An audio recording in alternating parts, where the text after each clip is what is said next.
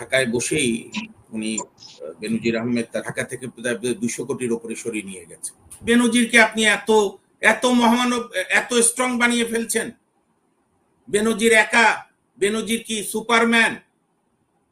হ্যাঁ, বেনজিরকে একদিনে এসে আইজি হয়েছে। বেনজিরের নারী কেলেঙ্কারি তার থাকা অবস্থায় দেখিনি, আমরা শুনিনি।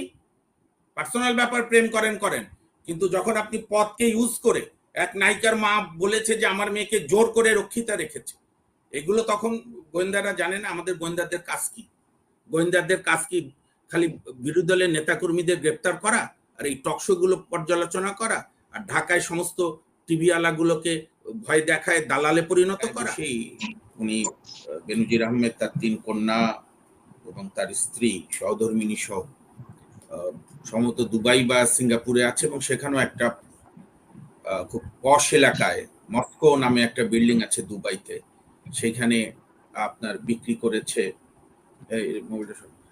করেছে একটা অ্যাপার্টমেন্ট। ওখানে 4-5টা আছে, তার একটাতেই বাংলাদেশ টাকায় হয়েছে 28 কোটি টাকা। বেনজির সাহেবের এখন বয়স কত হবে? 60 ধরেন,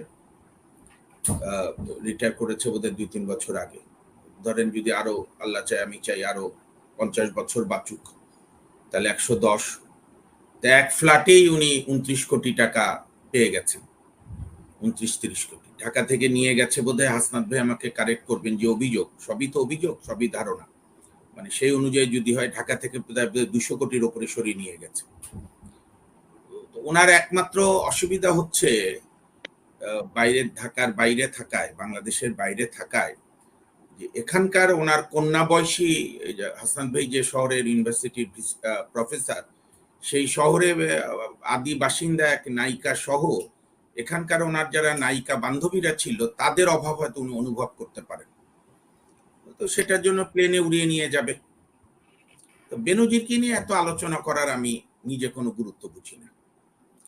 আর নজিবুল আকবর ভাই যে আলোচনা করলেন, এটা শিশুতোষের সরেয়তে অজগর আসছে তেরে সরেয়াতে আম। বাংলাদেশ কি রাজতন্ত্র? হ্যাঁ, আমরা কি লজেন্স চুষি? বাংলাদেশে কি আইজি হয় ডাইরেক্ট এসে আইজি চেয়ারে কেউ বসে? বাংলাদেশে কি মহারানী শাসন, মহারানী ব্যবস্থা আছে সংবিধানে? সমস্ত লোক চোর, আর একজন না থাকলে আর বাংলাদেশ থাকবে না? এগুলো আমরা বঙ্গবন্ধুর বেলায় শুনেছি। রাষ্ট্রপতি জিয়াউর রহমানের সময় যার নামে রাজাকার কুখ্যাতি শাহ আজিজ বলেছিল, after Zia there will be deluge. ওই যে ভারতে ইন্দিরা গান্ধী 71-এ আমাদের মুক্তিযুদ্ধে সহায়তা করার পর যখন আস্তে আস্তে স্বৈরাচারিণী হয়ে উঠেছিল, তখন কংগ্রেসের প্রেসিডেন্ট সেন্ট্রাল ভারতের বলেছিল, India means Indira, Indira means India, after India who, after Indira হু।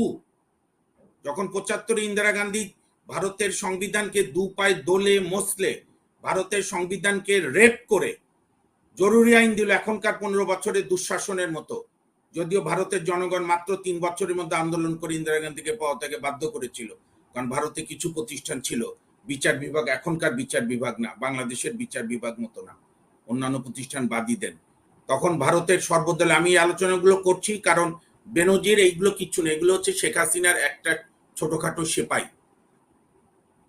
আপনার তখন ভারতের সর্বোদয় নায়ক জয়প্রকাশ নারায়ণ বলেছিলেন, after Indira it is the people of Bangladesh. Kazi Najibul Akbar ভাই বলছেন শেখ হাসিনার পরে খোঁজার জন্য কোথায়? খাগড়াছড়ি পাহাড়ে যেতে হবে। পাহাড়ে যেতে হবে না আকবর ভাই, আপনি যাকে মা মনে করেন, নেত্রী মনে করেন, মাসিয়া মনে করেন, দয়া করে একটা নিরপেক্ষ ভোট দিতে বলেন, জনগণ তার নেতা বেছে নেবে। কোহিনূর দুর্নীতি করেছে, আশরাফুল হুদা দুর্নীতি করেছে।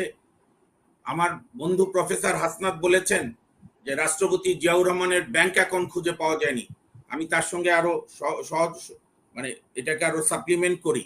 বাংলাদেশের প্রথম রাষ্ট্রপতি বঙ্গবন্ধু শেখ মুজিবুর রহমানের মৃত্যুর পর খুনিরা তন্ন তন্ন করে খুঁজেও সোনালী ব্যাংক ধানমন্ডি শাখায় বোধহয় কত, আমার এক্সাক্ট ফিগারটা ইদানিং নানা কারণে আমার মনের অবস্থা কয়েকদিন ধরে খারাপ, এই জন্য মনে রাখতে মাঝে মাঝে হচ্ছে, খুব সম্ভবত 3500 না 3600 টাকা পেয়েছিল বঙ্গবন্ধুর অ্যাকাউন্টে, না আরো কম বোধহয়। এবং বঙ্গবন্ধুর কোনো মন্ত্রীর বিরুদ্ধে কোনো দুর্নীতির অভিযোগ পাইনি। আমরা সেই বাংলাদেশের ঐতিহ্য থেকে সেম জিয়াউর রহমানেরও কোনো দুর্নীতির অভিযোগ পাওয়া যায়নি বঙ্গবন্ধুর মতো। সেই ঐতিহ্য থেকে আমরা এসে কোথায় দাঁড় হয়েছি? এগুলো বেনজিরকে আপনি এত এত মহামানব, এত স্ট্রং বানিয়ে ফেলছেন। বেনজির একা, বেনজির কি সুপারম্যান? হ্যাঁ, বেনজিরকে একদিনে এসে আইজি হয়েছে। বেনজির পুলিশ কমিশনার যখন ছিল তখন এই যে আপনার 2013-র 5 মে শাপলা চত্বরে ট্র্যাজেডি হয়েছে। বেনজির যখন র্যাবের ডিজি, তখন যে কাজ বিচার বিভাগের করার কথা, আমি যে অঙ্গনে একজন সাধারণ আইনজীবী গত 27 বছর ধরে দেশের সর্বোচ্চ আদালতে, সেইখানকার প্রতিষ্ঠান, সেই সুপ্রিম কোর্টে যেটা তদারকি করার কথা সেইটা যেহেতু তারা করলো না, করে না, করায়ত্ত হয়ে গেছে এই সরকারের, তখন মার্কিন যুক্তরাষ্ট্র স্যাংশন দেওয়ার পর ক্রসফায়ার শূন্যের কোঠায় নামলো। বেনজিরের নামে ক্রসফায়ার ছিল, এখনকার বর্তমান আইজির নামেও আছে, আরো কয়েকজনের নামে আছে। তো এগুলো জানতো না? আপনারা জানতেন কিনা জানি না, আমরা তো জানি, বাংলাদেশের অনেক মানুষও জানে। সে কি এটা একদিনে আইজি থেকে অবসর করার পর করেছে? আজকে দেখলাম অনলাইনে অনেকগুলো টিভিতে সমকাল টমকাল, সরি, এগুলো প্রত্যেকটা জাতীয় দৈনিকের, মার্জনা করবেন, আমি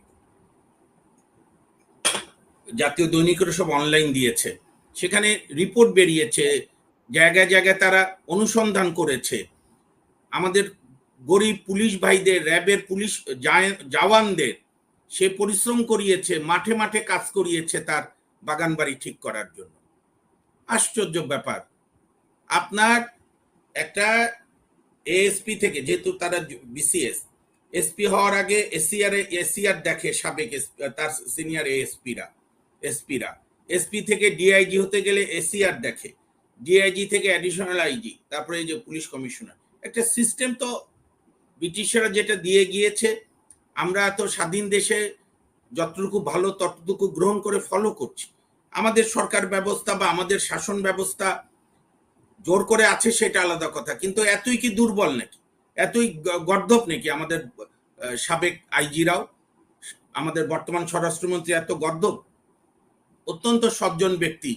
আমি এই সরকারের বিরোধী, কিন্তু এই স্বরাষ্ট্রমন্ত্রীর আমি কোনোদিন কোনো মানে বেফাস মন্তব্য আমি শুনিনি, আমার জানা মতে দু একটি, খুব রেয়ার ছাড়া। উনি কি বলবে?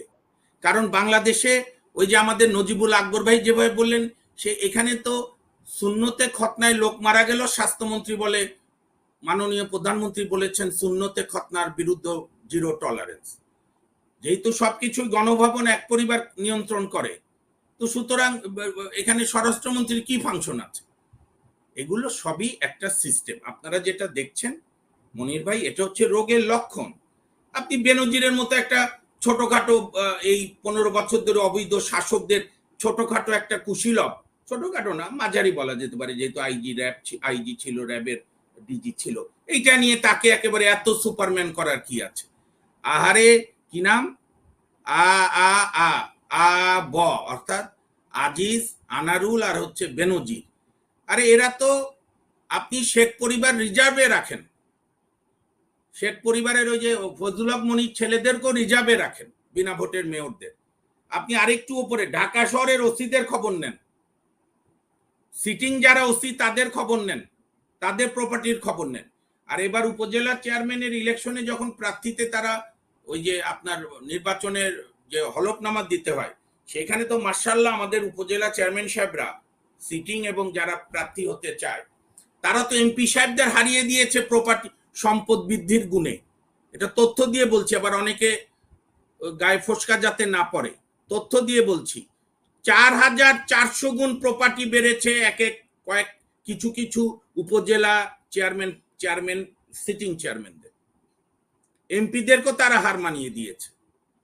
এটা একটা 2014 থেকে একটা অবৈধ শাসক শুধুমাত্র নিজের শাসন ব্যবস্থা জোর করে সরকার টিকিয়ে রাখার জন্য সবাইকে বলেছে, আয় আমরা সবাই মিলে চুরি ডাকাতি দুর্নীতি করি, যার যা ইচ্ছা কর, শুধু তোরা যে যা বলিস ভাই, আমার সোনার হরিণ চাই, তোরা যে যা বলিস ভাই, আমার ক্ষমতাটা চাই।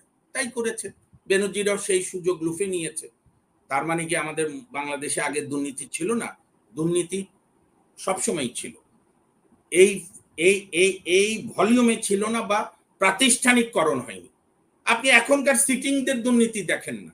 আমি যে প্রতিষ্ঠানে যেটির কাজ হচ্ছে সরকারের কাজকে রিভিউ করবে, ইভেন বিরোধী দলের কর্মসূচিকেও রিভিউ করবে সংবিধানের সঙ্গে সাংঘর্ষিক কিনা, কিংবা জনগণের অধিকার রক্ষার মেইন কাজ হচ্ছে বিচার বিভাগ, সেই বিচার বিভাগকে এই শেখ হাসিনার সরকার করায়ত্ত করেছে, ভয়ের সংস্কৃতিতে আক্রান্ত করেছে। আজকে আপনি মূল সমস্যা নিয়ে আলাপ করলে এগুলো বেনজির ফেনজির নিয়ে বেশি আলাপ করতে আমার রুচিতে বাদে। কারণ ওই যে আব্দুল নূর তুষার বলেছে যে চাকরের এত সম্পদ, মালিকের না কি অবস্থা। অর্থাৎ বেনজির তো হওয়ার কথা জনগণের চাকর, বেনজির তো জনগণের চাকর ছিল না। বেনজিরের আচার আচরণ বুঝা গেছে সে কার চাকর। সেই চাকরদের প্রপার্টি নিয়ে নাড়েন না। আকবর ভাই অজ্ঞান হয়ে যাবেন আপনি যদি এখনো না জেনে থাকেন। এটা ঘুম থেকে উঠে মনে হলো যেন আমরা জানলাম বেনজিরের এত প্রপার্টি। আমরা জানি না বেনজিরের নারী কেলেঙ্কারি তার থাকা অবস্থায় দেখিনি, আমরা শুনিনি। পার্সোনাল ব্যাপার প্রেম করেন, কিন্তু যখন আপনি পদকে ইউজ করে, এক নায়িকার মা বলেছে যে আমার মেয়েকে জোর করে রক্ষিতা রেখেছে, এগুলো তখন গোয়েন্দারা জানে না আমাদের গোয়েন্দাদের কাজ কি। গোয়েন্দাদের কাজ কি খালি বিরোধী দলের নেতাকর্মীদের গ্রেপ্তার করা আর এই টকশো গুলো পর্যালোচনা করা আর ঢাকায় সমস্ত টিভি আলাগুলোকে ভয় দেখায় দালালে পরিণত করা?